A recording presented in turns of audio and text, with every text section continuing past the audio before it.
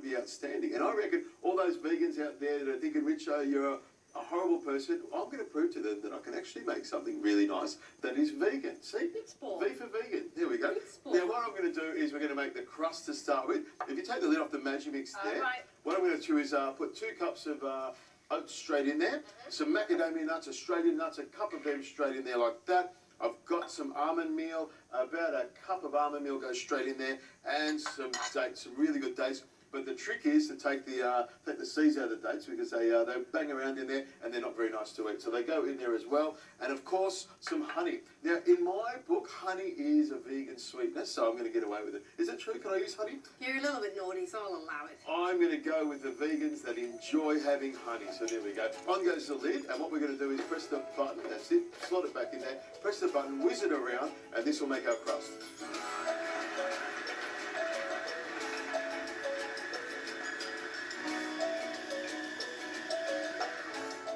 Look at that. This is normally a crust that I would make with digestive biscuits or Oreo cookies, and I would whiz them around. There we go, straight into there. I'll grab this little spoon and get everything out. There we go. Now, if you pop this back on, as you can see, the ingredients are fairly similar with the base and the actual filling. Yeah. Now, what I've got is some hazelnut meal, about a cup of hazelnut meal in there, a quarter of a cup or a third of a cup of corn flour. There we go, tap that straight in there. And then I've got some almond meal. You can put that in there, a cup of almond meal.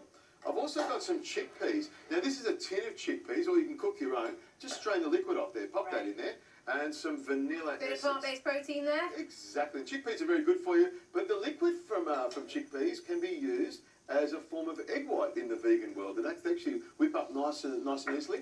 Now, I've also got some maple syrup, which is the blood from the maple tree. It's extracted from it and then whizzed up. You know, is that vegan as well? There we go. And I'll get you to put a nice big dollop of, about half of that, of the margarine.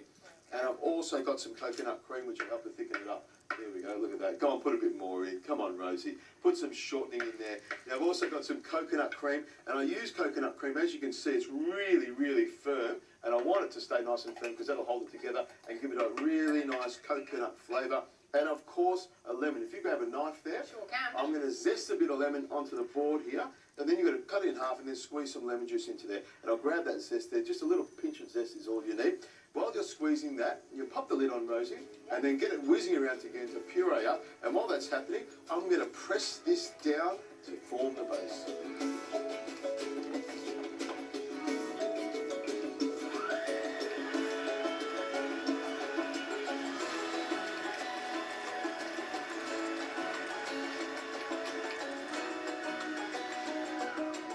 Pop that off. I don't think I didn't notice. You slipped your little buttery spread in there.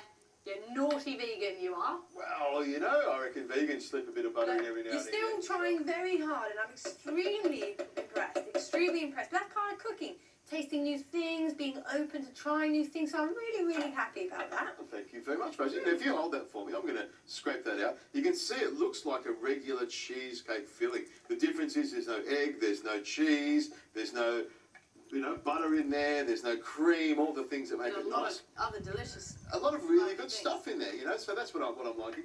And I did cheat a little bit. There is a tiny bit of butter in there. But if you really wanted to be a strict vegan, you would pull out the honey and not have that in there and use some sort of shortening. But just a little bit of butter's okay, isn't it? Think of those happy cows.